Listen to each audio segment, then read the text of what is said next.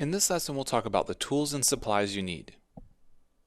After completing this lesson, you'll be able to identify the basic tools and supplies and understand variations in design builds. When you're designing your quadcopter, you also need to think about putting it together. We're going to talk about putting it together in just a second, but I want to mention a few tools that I like to have around.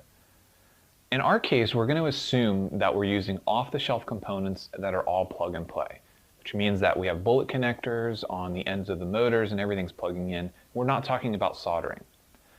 So a few things that you need to have: a small set of cutters and zip ties. Most of the wires are going to be managed by zip tying them to the chassis.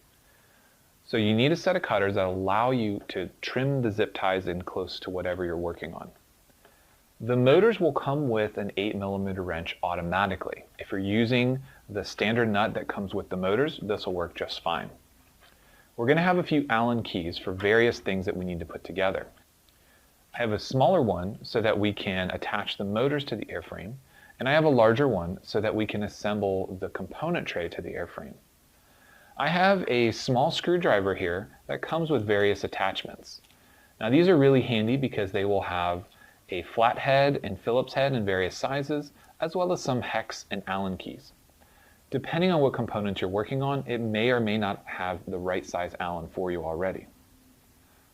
I also like to keep small eyeglass screwdrivers around. Now, in general, we're not going to really be addressing any small screws, but they're nice to be able to help manage wires, or grab anything that you need that's small that you can't quite get your fingers into. I also have an X-Acto knife or hobby knife. Now these are real handy for trimming things or getting rid of a little bit of plastic in places where maybe the 3D print wasn't perfect, but you can also use them on wires and shrink wrap and tape as well.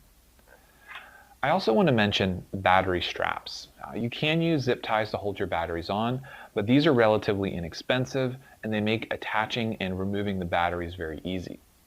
Once we get to assemble our quadcopter, we'll also note that I have some adhesive back Velcro in the place where the batteries are going to go, as well as on the batteries to help secure them in place.